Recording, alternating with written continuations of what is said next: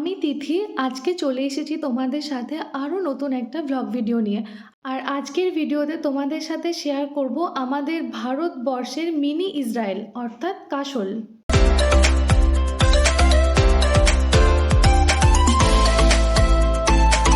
তার আগে বলে রাখি আমরা কিভাবে কাশল পর্যন্ত পৌঁছালাম, অর্থাৎ কালকা থেকে সিমলা পর্যন্ত টয় ট্রেনে, সিমলা থেকে গাড়ি করে কাশলে। এই সমস্ত কিন্তু ভিডিও তোমাদের সাথে আমি আগেই শেয়ার করে রেখেছি। যারা এখনও পর্যন্ত আমার আগের ব্লগ ভিডিওগুলো দেখোনি অবশ্যই চ্যানেলে গিয়ে আগের ব্লগ ভিডিওগুলো একটু দেখে নিও। দিনকার মতন বলে রাখি, যারা এখনও পর্যন্ত আমার চ্যানেলটা সাবস্ক্রাইব করোনি প্লিজ চ্যানেলটা সাবস্ক্রাইব করে দিয়ে পাশে থাকা বেল আইকনটা অল করে দিও। আর ভিডিওটা ভালো লাগলে লাইক কমেন্ট শেয়ারের পাশাপাশি হাইপ করতে কেউ কিন্তু ভুলো না। আমরা সিমলা থেকে কাশলে পৌঁছেছিলাম 22 তারিখ অর্থাৎ 22শে জানুয়ারি 2026। আর আমরা সকলেই অবশ্য জানি যে তারপর 23শে জানুয়ারি সকাল থেকে ভীষণভাবে স্নোফল হয়েছে। আর আমাদের প্ল্যান ছিল কাশল থেকে মানালি যাওয়ার। তো আজকের ভিডিওতে তোমাদের সাথে আমি এটাই শেয়ার করব আমরা সারাদিন কি করলাম, আদৌ কি মানালি পর্যন্ত পৌঁছাতে পারলাম, আর কোন দুর্যোগের মধ্যে আমরা পড়েছিলাম তোমাদের সাথে আজকের ভিডিওতে এটাই শেয়ার করব। তো ভিডিওটা স্কিপ না করে পুরো প্রথম থেকে শেষ পর্যন্ত দেখতে থাকবে। আগের ভিডিওটা যেখানে শেষ করেছিলাম আজকের ভিডিওটা সেখান থেকেই শুরু করছি। তো দেখো এখন আমরা কাশলে যে ক্যাম্পে ছিলাম সেই ক্যাম্প থেকে আমরা এখন বেরিয়ে যাচ্ছি। আজকে হচ্ছে 23শে জানুয়ারি 2026। সকাল থেকে স্নোফল শুরু হয়েছে আর চারিদিক আস্তে আস্তে সাদা হয়ে যাচ্ছে। হ্যালো এভরিওয়ান, কেমন আছো তোমরা সবাই? আশা করছি সবাই খুব ভালো আছো আর আমিও ভীষণ ভালো আছি। তো দেখো সকালটা শুরু হয়েছিল ঠিক এইভাবে। আর আমাদের তো সেই দিন 23শে জানুয়ারি ছিল সরস্বতী পুজো। বাড়িতে সবাই সরস্বতী পুজো নিয়ে ব্যস্ত আর আমরা তখন বেরিয়েছিলাম মণিকরণের উদ্দেশ্যে। আসলে কাশলে সেরকমভাবে কোথাও আমাদের যাওয়াই হয়নি, তার একটাই কারণ এত বেশি স্নোফল হচ্ছিল। আস্তে আস্তে তোমরা দেখো চারিদিক সাদা হয়ে যাচ্ছে, ধুলোর মতন লাগছে সব কিছুটা। যখন প্রথম স্নোফলটা শুরু হয়েছিল তখন বেশ ভালো লাগছিল, বেশ আনন্দ পাচ্ছিলাম, মজা লাগছিল। সব কিছুটা যেরকম হয় আর কি, জীবনে প্রথমবার যখন আমরা সবাই স্নোফল দেখি তখন ভীষণ এক্সাইটেড থাকি, তো সেটাই আমাদের মধ্যেও ছিল। আসলে প্রকৃতি খুবই সুন্দর, আমাদের অনেক কিছু দেয়, কিন্তু যখন দুর্যোগ নেমে আসে আমাদের কাছ থেকে অনেক কিছু কেড়ে নেয়, অনেক কিছু হারিয়ে যায় আমাদের থেকে। তো অনেক কিছু বলে ফেললাম, তোমাদের সাথে আসল কথাটা শেয়ার করি। তোমরা কাশল মণিকরণ ঘুরতে আসার জন্য কুল্লুতে স্টে করতে পারো। কুল্লু থেকে মানালিটাও কাছে হয় আর কাশল মণিকরণটাও কাছে হয়। তো কাশল মণিকরণটার ডিস্টেন্স প্রায় 4 কিলোমিটার, মানে কাশল থেকে মণিকরণ। অথবা কাশলে নাইট স্টে করতে পারো, সেখান থেকে মণিকরণ একবারে দেখে তারপর তোমরা মানালির উদ্দেশ্যে বেরোতে পারো, যেমনটা আমরা করেছিলাম। জায়গাটা বরফ পড়ছে বলে ভীষণও শুনশান, একদম শান্ত অবস্থায় রয়েছে। আর সত্যি কথা বলতে এই জায়গাটা অসম্ভব সুন্দর ছিল, শান্ত আর স্নিগ্ধ চারিদিকের পরিবেশ। শহরের কোলাহল থেকে বেশ খানিকটা দূরে এই কাশল। আর আমাদের সাথেই বাঁদিক দিয়ে বয়ে চলেছে বরফ গলা জলে পুষ্ট পার্বতী নদী। আর এই কাশলের সবথেকে বিশেষ একটা জায়গা ছিল, একটা ব্রিজ ছিল এই পার্বতী নদীর ওপর দিয়ে। বেশ কয়েক বছর হলো কি এই ব্রিজটা ভেঙে গেছে। আর এই যে বাঁদিকে দেখছো এগুলো সব ক্যাম্প হাউস। তো যেরকমভাবে আমরাও রাতে ক্যাম্পে ছিলাম সেই রকমই ক্যাম্প। আস্তে আস্তে চারিদিকটা কীরকম বরফে সাদা হয়ে যাচ্ছে আর অসম্ভব সুন্দর দেখতে লাগছে। আমরা আছি গাড়ির মধ্যে, তখন টেম্পারেচার প্রায় -3 থেকে 4। আর তোমাদের শুরুতেই বলেছিলাম ভারতবর্ষের ইসরায়েল বলা হয় আমাদের এই কাশলকে। তার কারণ হচ্ছে এখানে ইসরায়েলের মানুষদের বসবাস, বা বলতে পারো অনেক মানুষ ইসরায়েলের মানুষদেরকে এই জায়গায় কিন্তু সব সময় দেখা যায়, যার জন্য এটাকে মিনি ইসরায়েল বলা হয়, বা আমাদের ভারতবর্ষের ইসরায়েল বলা হয়। এখানেই হয়তো প্রকৃতি আর আধ্যাত্মিকতা মিলেমিশে একাকার হয়ে গেছে, সেটা তোমরা একটু পরেই বুঝতে পারবে। দেখো আমরা কথা বলতে বলতে চলে এসেছি এখন গুরুদুয়ারার সামনে। এই যে বাঁদিকে হচ্ছে গুরুদুয়ারা। গুরুদুয়ারায় যাওয়ার জন্য আমাদের সামনে একটা ব্রিজ পার হতে হবে, ব্রিজটার নিচ দিয়ে যাচ্ছে পার্বতী নদী। আর ডান দিকেই আছে উষ্ণ প্রস্রবণ আর হচ্ছে শিব মন্দির। এই হিমশীতল পার্বতী নদীর ঠিক পাশেই হচ্ছে এই যে উষ্ণ প্রস্রবণ, মানে গরম জলের কুণ্ড। সত্যি এটা একটা আশ্চর্যকর বিষয়। সত্যি প্রকৃতি কত সুন্দর, এখানে না এলে হয়তো এই ব্যাপারটা বুঝতেই পারতাম না, কোনোদিন জানতেই পারতাম না। আমরা যখন গুরুদুয়ারে পৌঁছাই তখন আমাদের আগে সেরকম বিশেষ কোনো মানুষজন ছিল না। যেহেতু তোমরা দেখলে এক রকমের প্রাকৃতিক দুর্যোগের মধ্যেই আমরা পড়েছি। সকাল থেকে বেশ ভালো মতন তুষারপাত যে শুরু হয়েছে সে বন্ধ হওয়ার নামই নেই। যার জন্য রাস্তাঘাট সব কিছুই বরফে প্রায় বন্ধ হতেই বসেছে। আর সেই জন্য আমাদের আগে সেরকম বিশেষ মানুষ এসে পৌঁছাতে পারেনি। যেহেতু আমরা মাত্র ৪ কিলোমিটার দূরে ছিলাম, সেই জন্য আমরা আসতে পেরেছি। আমাদের আগে সেরকম বিশেষ মানুষজন ছিল না। তবে গুরুদুয়ারার মধ্যে গিয়ে দেখলাম ওখানে লঙ্গরখানার ব্যবস্থা রয়েছে। ওখানে সারাদিন ধরে মানুষ খাওয়া-দাওয়া করতে পারে। আর দেখো তোমাদের সাথে কথা বলতে, বলতে এসে গেছি একদম আমি ওই গরম জলের কুণ্ড যেখানে সেখানে। তো এই জায়গাটাতে পুরো গরম জল, আমি একদম ভাবতে পারিনি, আমাদের হাত একদম অসাড় হয়ে গিয়েছিল। কিন্তু জলের মধ্যে হাত দিয়ে আমার হাতে সাড় এলো। জলটা পুরো ফুটন্ত গরম জল। আসলে প্রচুর ঠান্ডার মধ্যে ছিলাম, যার জন্য অনায়াসেই জলটাতে হাত দিতে পারছি। এই গরম জলটা কতটা পরিমাণ তোমরা না দেখলে বিশ্বাস করতে পারতে না। এখানে হাঁড়ি করে চাল আর ডাল রাখা আছে, সেগুলো ফুটে কয়েক মিনিটের মধ্যে সিদ্ধ হয়ে যাচ্ছে। আর এই খাবারই ওই লঙ্গরখানার মানুষদেরকে দেওয়া হচ্ছে, খাচ্ছে। আমরা এখান থেকে সেরকমভাবে কিছু খাইনি, যেহেতু সকালবেলা গিয়েছিলাম, শুধু একটু চা খেয়েছিলাম ওখানে বসে।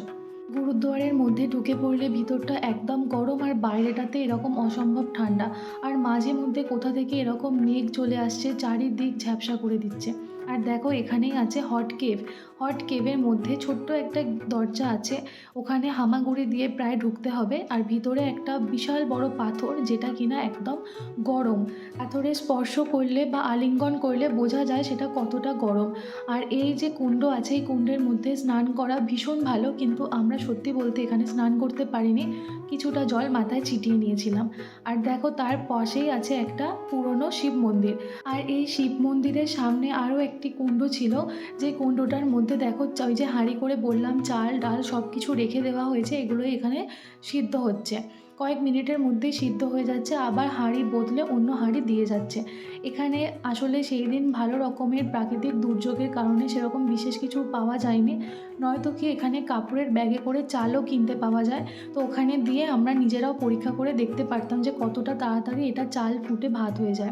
আর এখানে খুব সুন্দর একটা প্রাচীন শিব মন্দির ছিল, যেটা আমরা দর্শন করেছিলাম। কিন্তু মাঝে মধ্যেই এত বড় মেঘ এসে মানে সব কিছুটাকে ঝ্যাপসা করে দিচ্ছিল। তার সাথে স্নোফল, গরম জল একদিকে, ঠান্ডা জল একদিকে, গরম জলের ধোঁয়া, মেঘ সব কিছু মিশিয়ে মানে সামনের জায়গাটা একদম সবসময় ঝ্যাপসা।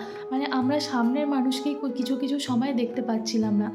এই যে কুণ্ড আছে, কুণ্ডর সামনেই একটা শিব মূর্তি রয়েছে, কিন্তু সেই মূর্তিটাকে ভালোভাবে দেখাই যাচ্ছে না, এই সামনে সব কিছু ঝ্যাপসা করে দিচ্ছে।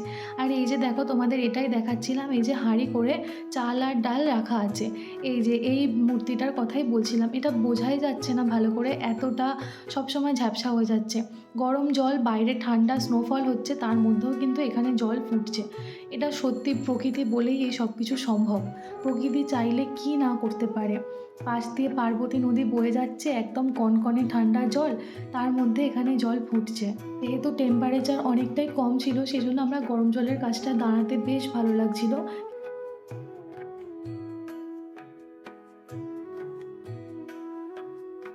আমরা এই শিব মন্দিরে বেশ কিছুটা সময় কাটিয়েছিলাম। এই প্রাকৃতিক সৌন্দর্য দেখতে এতটাই ভালো লাগছিল, মানে অবিশ্বাস্য লাগছিল। চোখের সামনে দেখছিলাম বলে তাই বিশ্বাস করতে পারছিলাম। সত্যি অনেক কিছু আশা নিয়ে, অনেক কিছু ভেবে এই জায়গায় বেড়াতে এসেছিলাম। সত্যি যা দেখেছি তা সারা জীবন মনে থাকবে। আর এই গুরুদুয়ারার মধ্যে কিন্তু খাবার পাওয়া যায়, সেটা প্রসাদ হিসেবে তোমরা গ্রহণ করতে পারো। আর এমনিতে এখানে শুকনো প্রসাদও পাওয়া যায়, বিনামূল্যে একদম, তোমরা চাইলে নিতে পারো। এই যে এটা হচ্ছে শিব মন্দির, আর তার বাঁদিকেই এটা ছিল হচ্ছে গুরুদুয়ারা। আর এই যে ধোঁয়া উঠছে, এই জায়গাটাই হচ্ছে গরম জলের কুণ্ড। সকালে আমরা প্ল্যান মতন সব কিছু লাগেজপত্র নিয়ে বেরিয়ে পড়েছিলাম। এখানে মণিকরণে সব দর্শন হয়ে গেছে। এরপর আমরা যাব মানালির উদ্দেশ্যে। রাস্তায় কিছু ব্রেকফাস্ট করে নেব, দুপুরের লাঞ্চও করে নেওয়া হবে। আর ড্রাইভার দাদা আমাদের বারবার বলছিল একটু তাড়াতাড়ি করতে, নয়তো কি বেশি বরফ পড়ে গেলে রাস্তা কিন্তু বন্ধ করে দিতে পারে, এরকম একটা আশঙ্কা করছিল। মণিকরণ থেকে মানালির দূরত্ব প্রায় ৭৯ কিলোমিটার মতন। আমাদের গাড়ি করে পৌঁছাতে সময় লাগবে প্রায় ৩ ঘন্টা মতন। আমরা গাড়িতে ২ জন ছিলাম আর আমাদের এটা 4 সিটার গাড়ি ছিল। আমাদের যিনি ট্রাভেল এজেন্ট ছিলেন, ওনার এক অন্য ক্লায়েন্ট, তারা রাস্তার মধ্যে গাড়ি খারাপ হয়ে যায়, যার জন্য তারা মানালি পর্যন্ত পৌঁছাতে পারেনি।